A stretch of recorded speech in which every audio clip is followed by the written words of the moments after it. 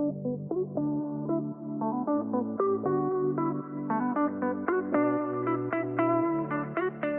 my name is Shauna and I'm the executive chef here at America's Grow-A-Row, and I'm here with Sue from ShopRite, and we're going to make a delicious black bean, fruit, and veggie salsa today using a lot of produce that we grow here on the farm, and we're going to share some tips and tricks for using canned beans and frozen corn, and we're going to think about all the ways we could use this delicious dish. So the first thing I want to talk about is beans, Yay. which is like our favorite mutual subject. And today we have black beans. So I just wanted to know why beans are so important, why they're so good for you, and then also little ideas about buying them and taking care of them. Sure. So better with beans, of course it is. It's one of my favorite, and for many reasons. If you're going for a canned bean, it's such an awesome food to have in your pantry. It waits for you pretty much until you're ready to use it. If you need to watch your sodium, and many people do, you just read it before you eat it. So the nutrition facts are right on the back, and you can just see where it says sodium if it's high or low. 20% or more, when they have those percentages, which they do on the label, means that it's high. And if you're watching your sodium, then if you have this in your pantry, rinse it. Rinse, rinse, rinse. You can lose up to 40% of that sodium, making this lovely. And now I don't have to add salt in my salsa because it's here in the can. From a culinary perspective, I like starting with blank canvases so I can control how much flavor is there. So today we're going to rinse those beans and we're just going to add them directly to this salsa. You can cook them a million different ways, but the beauty of canned beans is their convenience. They're ready. It's ready. You can't really beat that. So we have some diced peaches in here, and it's a really good use for something like this.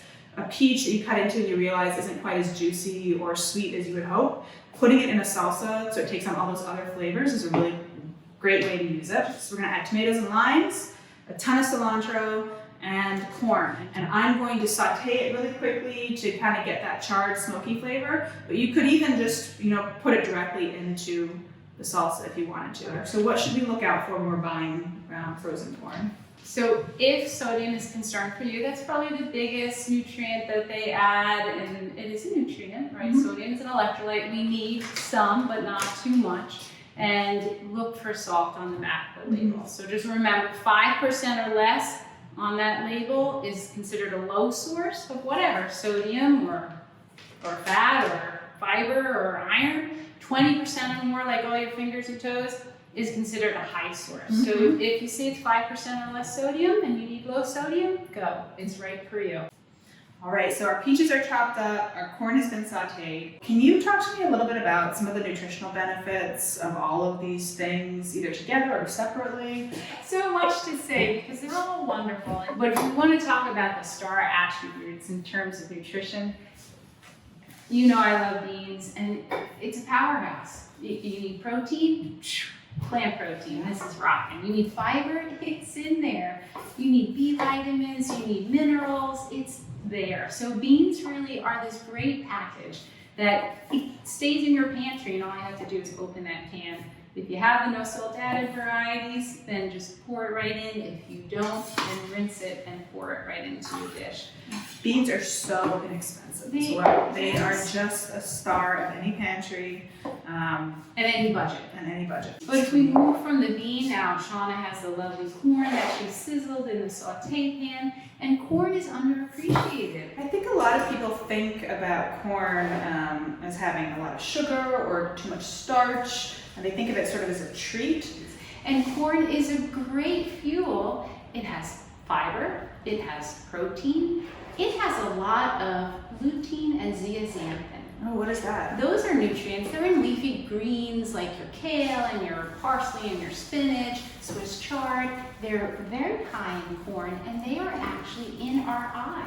They are part of our eye structure, and in terms of preventing damage from light, in terms of free radicals that we're exposed to, these nutrients in this food are literally going to become part of you. Okay, so we've drained our beans, and we're just going to add them in, as simple as that. And we'll mix it up. Voila! Voila. And it's beautiful. Look, you're crunching on color. It's always a good tip. If what you're eating is a really colorful plate, you're probably getting a lot of what you need. So that's kind of a shortcut way to think about it.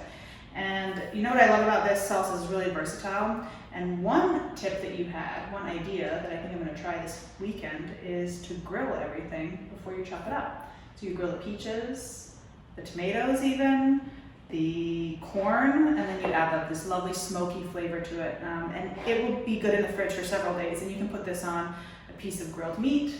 You could scoop it into a salad. Yes, or a grain. A grain, mix it into a grain bowl. You can do little lettuce cups with it, little tacos. Peppers, if you Yeah. had some sweet peppers, you could fill them. You could. We could go on and on like this though. So Everything's better with beans, let me say. So this is delicious. I can't wait to eat this. It was good to be here again, and I'll talk to you next time.